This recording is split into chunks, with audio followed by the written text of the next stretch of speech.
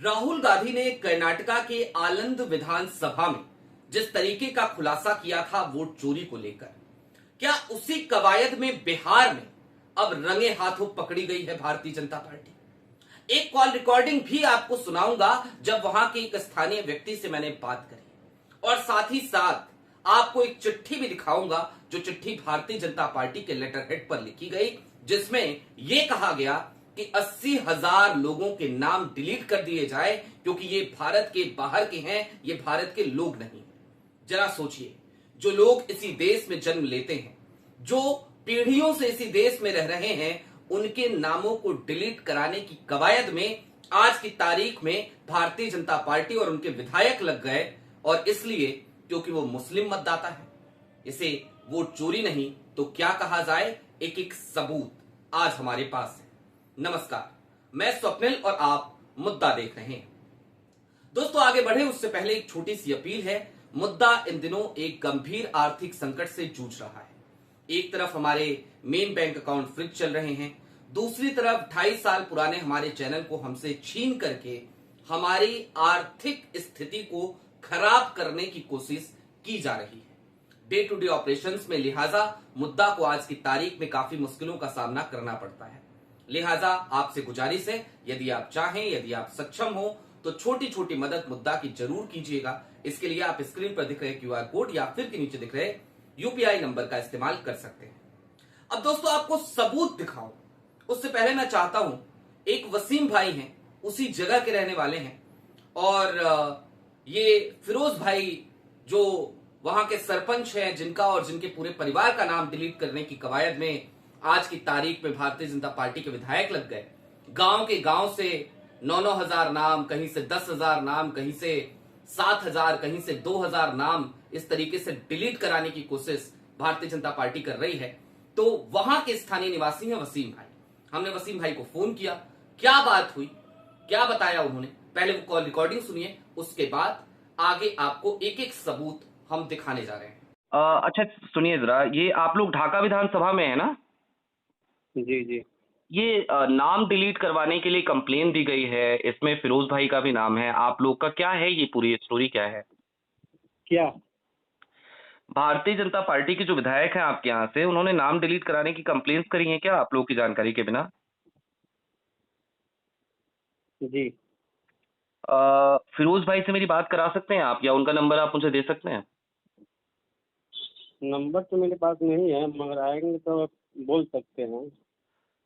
बोल सकते हैं, चलिए। आप कहाँ से? आप मैं कहाँ से? मैं नोएडा से बात कर रहा हूँ। एक्चुअली आप लोगों के ऊपर एक स्टोरी आई है आज रिपोर्टर्स कलेक्टिव में, जिसमें ये बताया गया है कि फिरोज भाई और उनके पूरे परिवार का नाम और आपके आसपास में तकरीबन 9,000 लोगों के नाम डिलीट कराए गए हैं।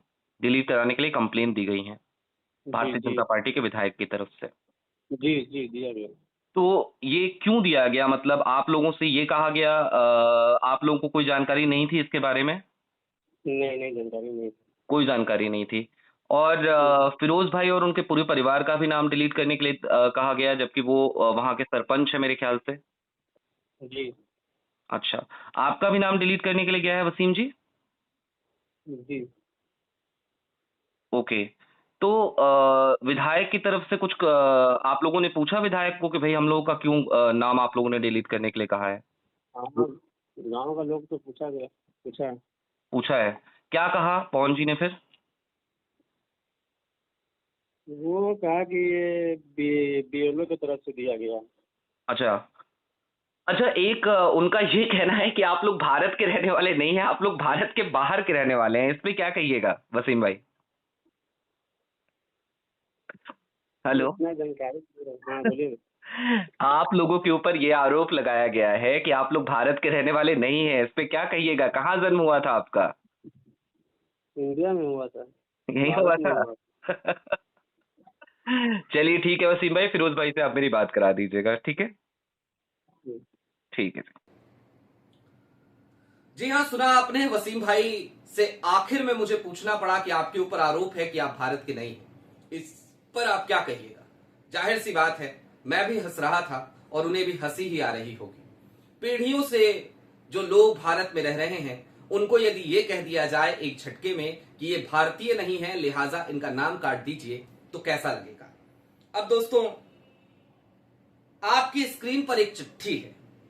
ये चिट्ठी भारतीय जनता पार्टी के लेटर हेड पे लिखी गई है और लोकेश जी हैं, उन्होंने लिखी है। और इस चिट्ठी में सीधे तौर पे ये कहा गया है कि ढाका विधानसभा अंतर्गत संलग्न सूची में वर्णित 247 मतदान केंद्रों पर 78,384 मतदाताओं का नाम गलत डॉक्यूमेंट लगाकर जोड़ा गया है, जबकि ये सभी भारत के निवासी ही नहीं है।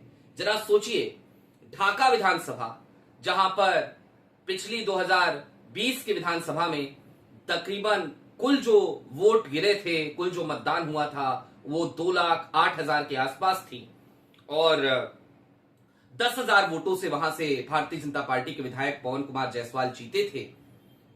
फैसुल रहमान जो आरजेडी के उम्मीदवार थे, वो हारे थे 10,000 वोटों से। उस जगह पर यह कहा जा रहा है कि 80,000 लोग वो भारत के नहीं हैं, भारत के निवासी नहीं हैं, बाहर के हैं, पता नहीं कौन है, शायद एलियन होंगे, यही कहना चाह रही है भारतीय जनता पार्टी। अब बात सिर्फ इतनी नहीं है, ये चिट्ठी लिखी गई, इस चिट्ठी के साथ 78,384 लोगों की एक सूची मुख्य निर्वाचन अधिकारी पटना, बिहार पटना को भेजी गई और ये 31 अगस्त को ये चिट्ठी लिखी गई थी, जो अब हाथ लगी है।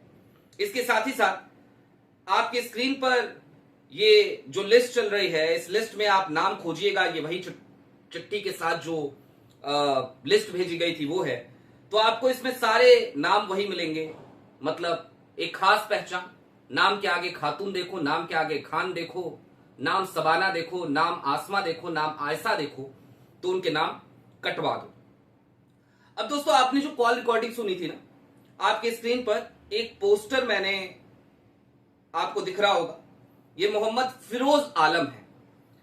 ये ढाका विधानसभा के अंतर्गत एक ग्राम पंचायत है फुलवरिया के दरअसल फिरोज भाई सरपंच हैं।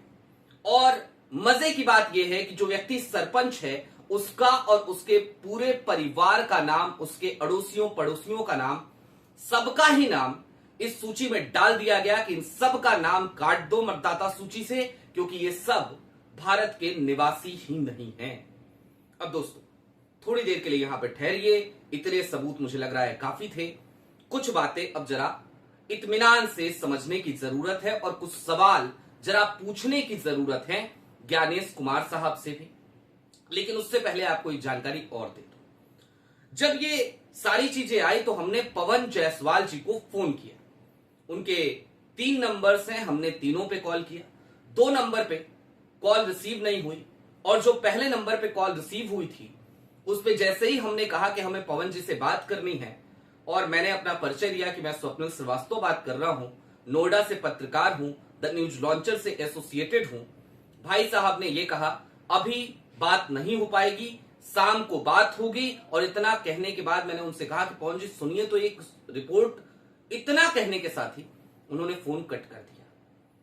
भाई, आपका पक्ष लेने के लिए फोन किया था, आपको बात करनी चाहिए थी पवन जी, लेकिन आपने बात नहीं करी। खैर कोई बात नहीं, मैं जरा सा यहां पे थोड़ी देर के लिए अब कुछ चीजें आपको और समझाना चाहता हूं।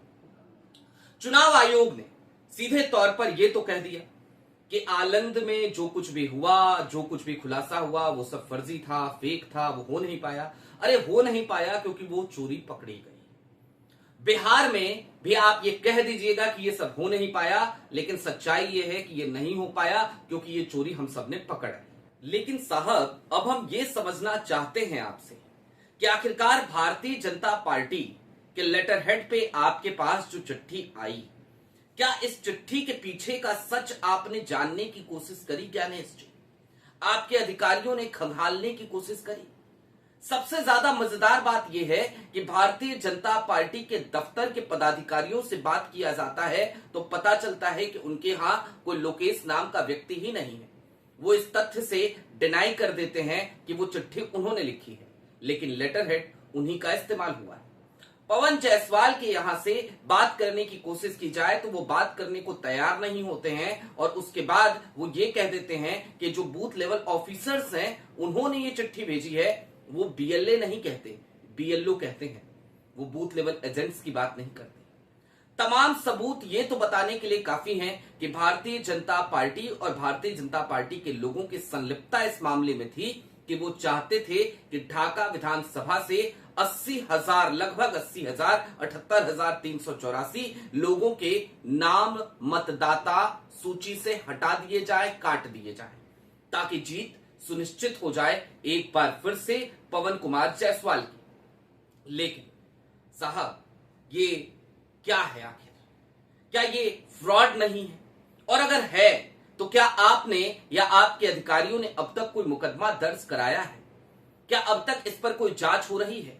आलन विधानसभा में भी चोरी पकड़ी गई थी, तो उसके बाद आपने यही कहा था कि हमने तो मुकदमा दर्ज करा दिया, लेकिन फिर आप सीआईडी को जानकारियां देने से बचते नजर आए। और अब यहां पर जब चोरी पकड़ी गई है बिहार में, तो अब आप क्या कहिएगा? हमें इंतजार है आपकी बातों का। अब दोस्तों, चलते चलते एक बात समझने की जरूरत है और कुछ सवाल खुद से पूछने की जरूरत है।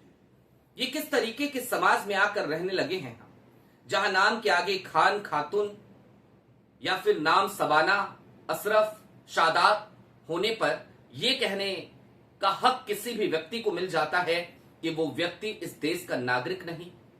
ये किस तरीके का समाज बनाना चाहता है सत्ताधारी दल? क्या यही गांधी और नेहरू के सपनों का भारत था?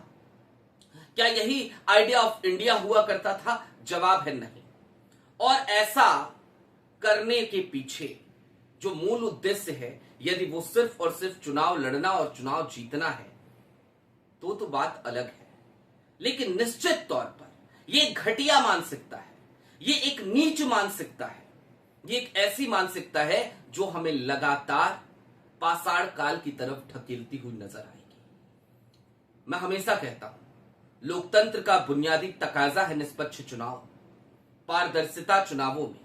लेकिन क्या इस तरीके से ये पारदर्शिता बरकरार रह पाएगी? और ज्ञानेश कुमार आज की तारीख में भी अब इन सबूतों को देखने के बाद क्या कहेंगे? कोई मुकदमा दर्ज कराया है या नहीं कराया है, इस पर क्या बोलेंगे? हमें इसका इंतजार रहेगा। वैसे वो सिर्फ यही कहते नजर आते हैं कि आपके आरोप बेबुनियाद हैं और उनकी फैक्ट चेक यूनिट जुट जाती है। हो सकता है इसे भी वो इसी तरीके से झुठलाते नजर आए। दोस्तों, अभी के लिए दीजिए इजाजत। चलते चलते फिर वही अपील, चैनल पे नए हो तो सब्सक्राइब कर लीजिएगा। मुद्दा इन दिनों एक गंभीर आर्थिक संकट से जूझ रहा है। हमारी ये मजबूरी है कि हम बार बार आपसे अपील कर रहे हैं। यदि आप चाहें तो जिस वक्त मुद्दा को डे टू डे ऑपरेशंस में काफी मुश्किलों का सामना करना पड़ रहा है, छोटी छोटी मदद हमारी जरूर कीजिएगा। बहुत शुक्रिया।